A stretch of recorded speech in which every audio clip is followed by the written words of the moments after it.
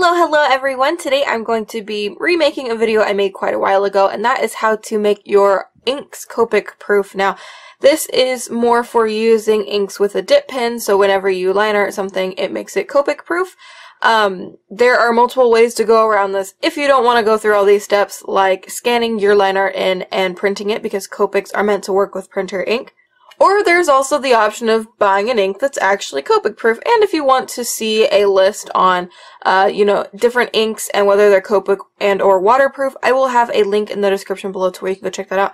But today I'm going to be doing a little bit of a fun DIY that you can do pretty easily, so let's just go over the supplies. Also, I got my mermaid art books in the mail, and the pre-orders for those close on June 15th.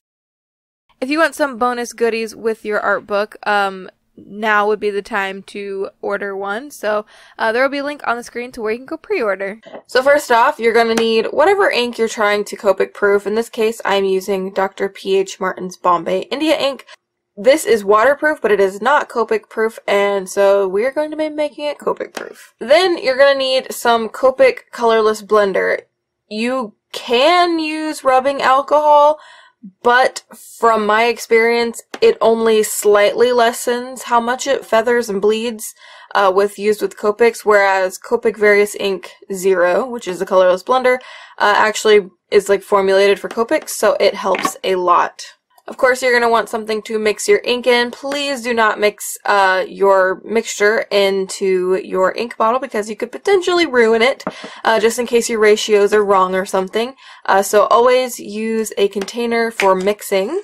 You're also going to want some kind of measuring utensil. I'm using 1/4 of a teaspoon, but you can have a bigger one or a smaller one, just whatever really suits your needs. And then of course you're going to want some paper to test it on, just because you want to make sure your ratios are correct. So without further ado, let's hope you have all of these supplies. They're relatively easy supplies to come by. Let's do it. Let's just get started.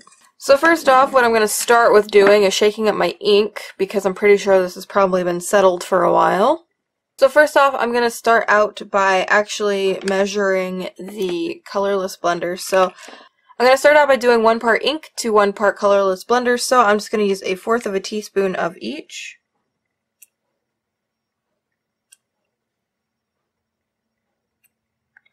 And I'm just going to dump it right in this little mixing chambery thing.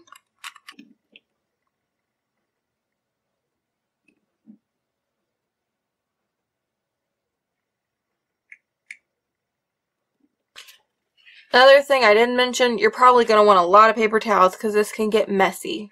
Alright, so then you're going to want to mix this up. You can mix it however you want. You can use a paintbrush, you can use your finger, you can literally use whatever you want to mix this. I'm just going to kind of stir it like this. Now, don't just go in with your dip pen. You need to let this settle for a little bit, because if you don't, when you use the dip pen, it's going to bleed everywhere, so you want some of the alcohol to actually evaporate out a little bit.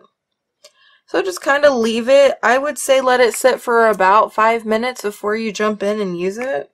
Alright, now after you've let it sit for a while, you're going to want to grab your piece of paper and your dip pen and just test it out, really. I'm going to zoom in a little bit just so we can get a better look at the results.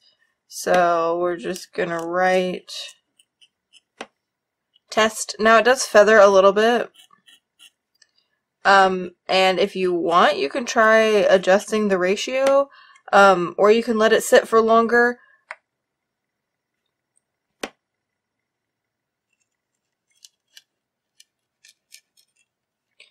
But honestly, it is still always kind of going to feather a little bit, just because of the amount of alcohol that you are putting in it.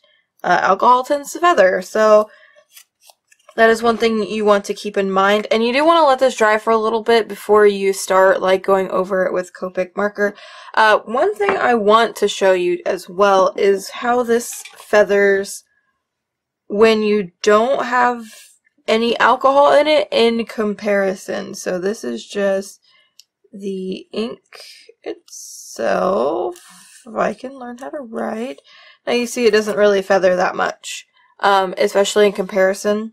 Another thing I'm going to show you is unequal parts. So we're just going to leave the 1/4 teaspoon in here of alcohol, and I'm actually going to add 2 dropperfuls, which is the equivalent of 1/4 of a teaspoon in here. So it's going to be a 1/2 teaspoon ink to 1/4 of a teaspoon of alcohol. So I'm going to mix that. And since I've already kind of let the alcohol evaporate a little bit, I'm going to just kind of go in and write. So this is unequal parts, and it's writing a lot more like the ink. So it's a 1/2 teaspoon of ink and 1/4 teaspoon of alcohol. I'm not great with writing with the dip pen, so forgive me for any weird clicky mistakes.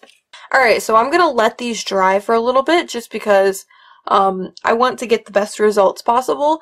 So let's let that dry, and I will come back and we will test it with the Copic Colorless Blender, just so you can get like the most visual result, because this is clear, so you'll be able to see which ones fade and feather and bleed and all that stuff the most, and which ones don't. So yeah, I will be right back. Alright, so I've let these inks dry now for probably at least a couple hours. So now we're just gonna take the Copic marker and we're gonna do some scribbling. So first I want to show you how badly this ink itself bleeds. So we're just gonna scribble right on over that, and as you can tell, it dissolves a lot. Let's clean off this.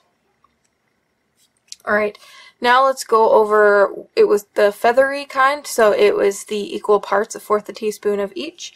And if you scrub over that really hard, you don't get any kind of bleed, which is really nice. Then here is the other one that we tested out. It was the unequal parts, so it was a 1/2 teaspoon ink and 1/4 teaspoon of alcohol. So it's a little more ink to alcohol ratio, and it does actually bleed just like if you didn't have any alcohol in it at all. Then I had a wild card one. I didn't actually film this. So it is again unequal parts. It is a 1/2 teaspoon of ink, so I didn't add any ink, but I did add a 1/2 of the 1/4 teaspoon that I had, so it would make it an 1/8 teaspoon of alcohol. So it's basically 1/4 plus an 1/8, and I didn't feel like converting that, so we're just going to deal with that. It wasn't as feathery, but I don't know how it'll work with the ink, so let's test it out. So it isn't as smeary as the other ones. And the ink is a little darker than it is up here, and it feathers a little less. So honestly, this one in particular seems to be the best. Now, if you don't really care about the color payoff or the fact that this feathers a little bit, you could just do equal parts. It works. But for this, again, a 1/2 teaspoon plus 3/8 teaspoon, or 1/4 plus a 1/2 of a 1/4, is honestly, in my opinion, the best payoff. So of course, you have to convert that to whatever you plan on doing. So like if you want a lot of ink, you will have to convert that. So if you were doing this in another way, you would do, let's just say you're going to do a cup of ink. So you do a cup of ink. So that means you do 3/4 a cup of alcohol, which would be a 1/2 a cup plus a 1/2 of a 1/2 a cup, which would be a 1/4 a cup, which equals 3/4 a cup. I hope that makes sense. But in all honesty, it does feather still a little bit, but it's not near as bad as this. And actually, as long as you make sure this stays mixed, because it does like to separate because of the stuff that's in the indie ink, you want to make sure it's mixed all the time, or else you do run the risk of it still bleeding, because basically it'll separate out, and you'll just get this ink instead of the mixed ink, so you want to keep that in mind.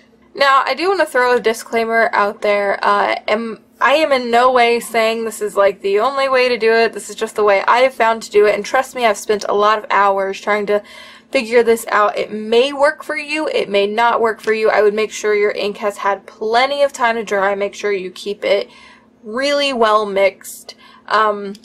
Again, I would not go dumping alcohol into your container just in case this for some reason does not work for you. This is the way I've found to Copic-proof my inks. I do not know how it will affect the integrity of the light fastness. Since Copics are not light fast and Bombay India ink is light fast, I would imagine it probably changes the light fastness a little bit. So I would still treat it like it's not light fast, just because, again, Copic markers are dye based, but if you're going to be coloring with Copics anyway, it's not going to be light fast anyway, so yeah, I just thought I'd throw that out there. So anyway, I really hope this was a good tutorial for you all. I hope you enjoyed it. I hope it was informative, and I hope it helped you. If it did, leave a thumbs up on the video. Don't forget to leave a comment down below, but if you didn't like the video, don't be too harsh on me, because this was a fun little experiment, and I thought it would be fun to share it with you, because I do know that I get a lot of questions about my old video, and that one's super out of date. So yeah, anyway, I hope you enjoyed this video. Again, thank you so much for watching. If you're not already and you want to be a part of our adorable Squid Pod, you can hit the subscribe button down below, as well as the bell button next to it that keeps you notified on when I upload new videos. I also have social media, so if you want to check that stuff out, link will be in the description below. And until next time, my adorable Squidlings, toodaloo!